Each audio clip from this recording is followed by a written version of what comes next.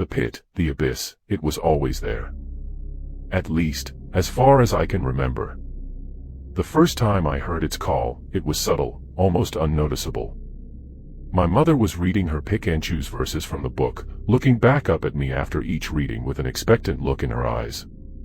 She tried so hard to belittle me, scolding me on how wrong it was to like men, but I was never swayed. Still, the call grew stronger every time she sat me down for her dogmatic ramblings, but it would only show itself to me later on in life. Not once did I believe she became a Christian in good faith. Way I see it, she only did so as a way to excuse her more toxic behaviors. It's no wonder I got into my first real relationship during college, since it was the first time I was really free from her endless remarks on my so-called dirty ways. I don't know exactly what went down in the time I was away, but after dropping out of engineering and coming back home, my parents were already living apart with divorce papers in order. And, like a pattern, propagating in time, Eric told me that us, wouldn't work out. My attachment blinded me to how shallow Eric was. He never said anything outright, but it was obvious how he saw me as lesser than himself. My mom said that if, after finishing my engineering course, I still wanted to pursue carpentry, then I would have the skills required. I guess she hoped I'd set my focus on greater horizons, but it didn't help me achieve anything. It was better, living with just my dad. He helped me through it all, but it's always such a slippery rut I've found myself in. I still dreamed of being a carpenter, but even he could see that I wasn't in the right state of mind to start a whole business. We ended up deciding that I would apply for some bog-standard transient jobs with the aim of saving up money for a carpentry course. That never really happened. At 19, I started working at an office, spreadsheets, emails, that kind of stuff. 4 years later, Dad first started showing signs of early onset dementia. At 54.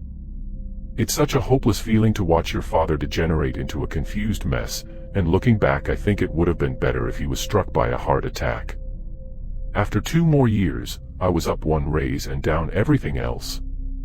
It was January when the pit first revealed itself to me, a late weekend night of remote overtime, the only way I could afford the ever-rocketing living costs. The work was harsh, mind-numbing, and I kept having to go back to fix mistakes, over and over, my tired mind fucking it up, as it always did. My feet were cold to the point where I could barely feel them, even when I tried moving and wiggling my toes around. I knew I was moving my feet, but there was no feeling. I looked down to see that, where the navy carpet had been, sat a circular hole in the floor. Almost perfect, but not. A gaping pit, walls of masterfully carved black stone, that descended into thick blankets of darkness. I forcefully pushed myself away from the desk, tumbling off my chair, then crawled over to the edge of the hole. As I peered over the crevice, the only sound was a low breeze. A cold earthen breath I imagined blowing throughout the tunnels of a cave. You know that feeling. The call of the void. The subtle tug toward one step into nothing. I felt it. Only, the rejection of the idea that usually followed just wasn't there. It didn't scare me, only continued to pull me in. Gazing down into it, the knots in my stomach, pulled tight by the ears, came loose. An unrestrained warmth took over my body as the pit seemed to strip away the weight on my heart, accepting the burden for itself. Before the thought of toppling into the abyss took over entirely, my phone buzzed on the desk, breaking my trance. It was Eric. Eric. What's up, man? Why are you calling so stop with the messages, Porter?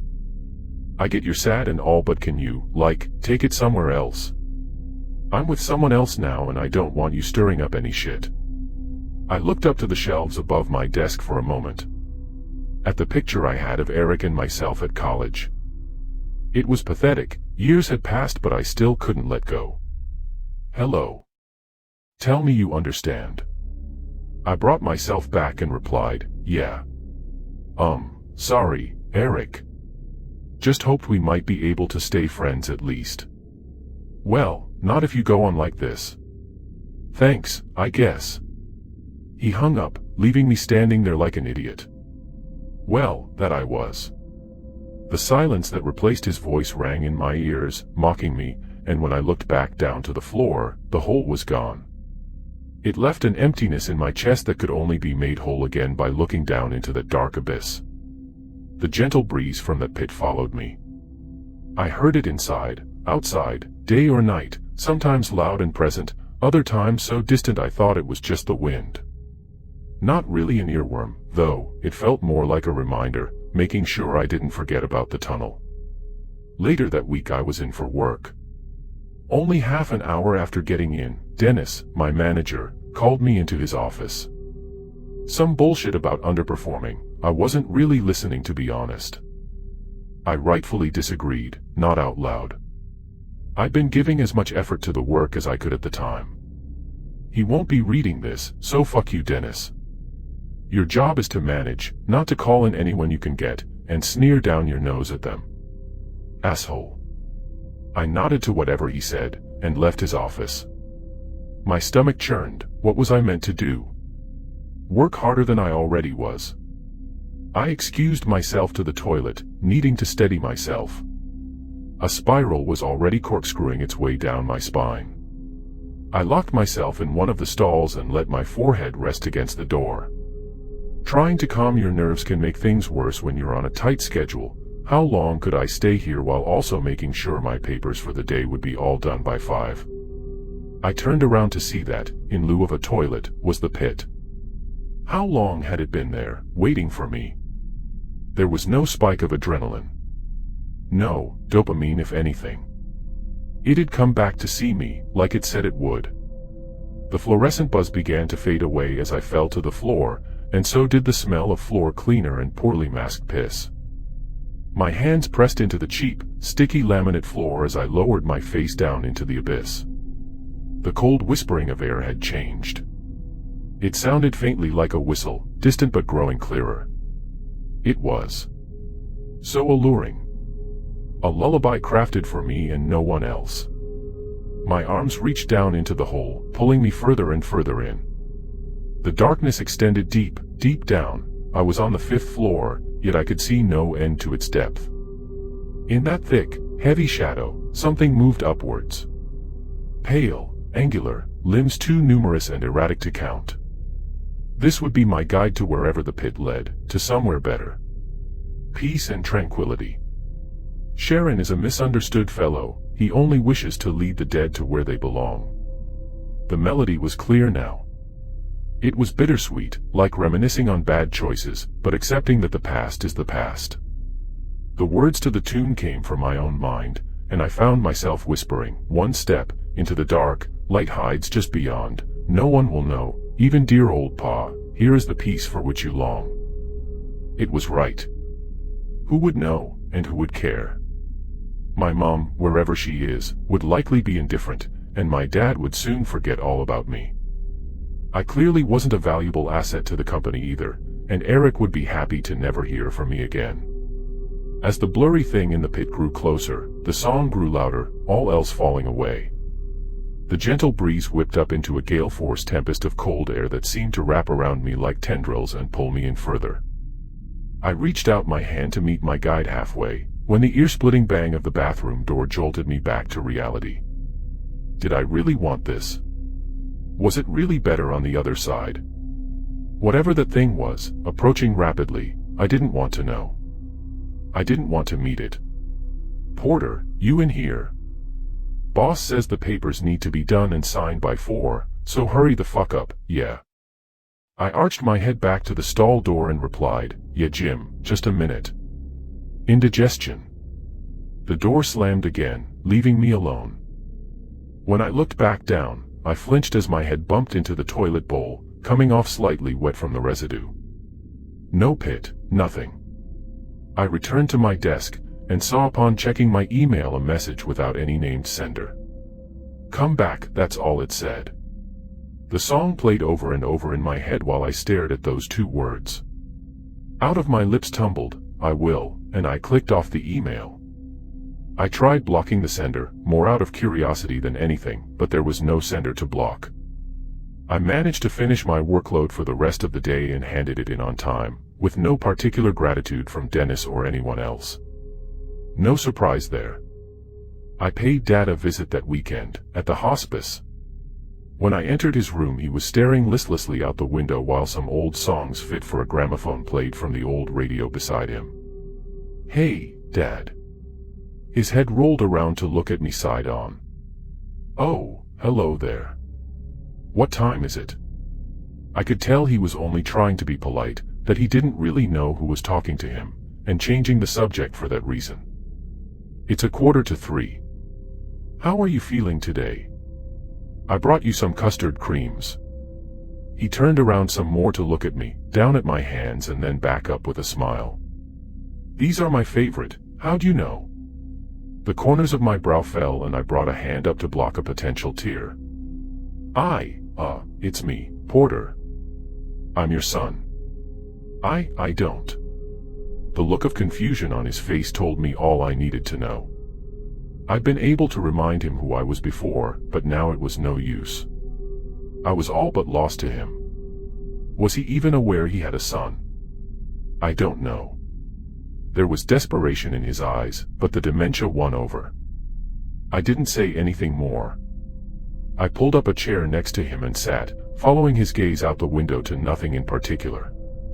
At least I could give him some company, even if he had no idea who I was. Looking through the smudge-covered glass, I could hear that melody, whistling in my ears, and I knew it called to me again. What do you do when it seems the only direction you can go is off the edge of a cliff? I asked. Wait. Look around, far and wide, to see if there's a bridge across. If there's no bridge, then you better set about building one. Doesn't have to be rigid neither, just strong enough for one crossing. The lucidity in his answer shocked me for a moment, and I understood what he meant, but I also couldn't grasp why he'd still think that, when he was so lost and hollow like this. What if the bridge collapses halfway across? Bridge. I sighed. Never mind. I stood, pulled the chair back to the corner, and left Dad with his biscuits. Was that it? Had he forgotten all about me? The questions weren't answered as I walked out of the room. They say you die a second time, when your name is spoken for the last time. If I died that night, I'd have already died twice. Not figuring in the people at work, because fuck them. Dad wouldn't be any the wiser, and Mum wouldn't care. Nor Eric. My sleeve was damp by the time I got home, wiping away tears so I could actually see the road. I don't know why I cared anymore. Perhaps I didn't want anyone else to get hurt. I unlocked my front door and went into the house. A cold and empty place that I called home. My whole body ached with anguish as I climbed my way up the dark staircase. I couldn't sleep, of course. Why would I be able to? A good night's rest wouldn't make Dad better. It wouldn't make Eric come back, and it wouldn't help me become a carpenter. I couldn't even cobble the pieces of my life back together, let alone wooden joists or ply sheets. Slumped in the chair at my desk, I looked up at the shelves above. There was a framed picture of an 8-year-old me with my dad, doing some DIY carpentry on a doorframe, and on the shelf above, a picture of me and Eric at a college party. I loathed the sight of them. They were nothing but painful reminders of what I'd already lost. It was all gone. I pulled out my phone and went to notes, writing a message to send to Eric. I hoped he was happy with the way things turned out, how he let me go over the pettiest of reasons. Life must be so easy for him, huh? Still, I couldn't break my attachment. I needed someone to guide me. I gave up a few sentences in, placing my phone face down on the desk. Hope was evacuating my body rapidly, but in truth, it wasn't a bad feeling. After all, why should I feel anxious or scared if there was nothing left to worry about? No, it was acceptance. This world was never meant for me, but I recognized the feeling. I knew instinctively what it meant. I looked down underneath the desk, but only saw the frayed, blue carpeting. I started cackling hysterically. It was funny. Now, I'd even been abandoned by the pit that had called for me. This was it. My emotions, my dreams, leaving me one last time. A blast of freezing air poured over my head from above with a loud whoosh, and something wrapped around my throat. It was cold, clammy, and powerful. The thing grasping my neck began to pull me up off the chair. My legs thrashed wildly, trying to find a foothold, and as I looked up, I saw it. The pit. It hadn't abandoned me, but in that moment I didn't want it anymore. A gaunt, pallid arm was reaching out of the darkness, clamping tighter and tighter around my neck, and it was attached to a mass of writhing limbs that wanted nothing but me. I scraped animalistic ally at the arm that I hung from, but it was no use. It was a grip of cold steel.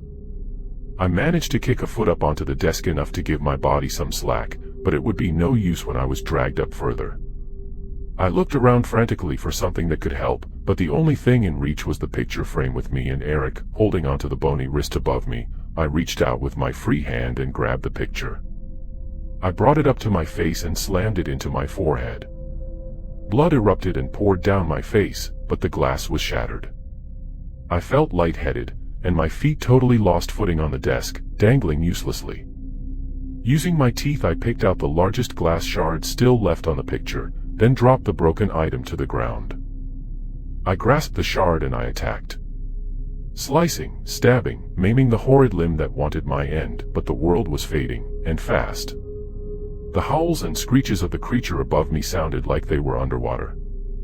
I saw the rim of the black stone tunnel pass in front of me, falling away to reveal only cold and dark. I can't go. Not yet. There's things I need to do. God, give me another chance. I don't know how far I was dragged into the abyss, but Han's grip weakened, and it let go with a rage-filled wail. I didn't fall back into my room though, I just kept falling.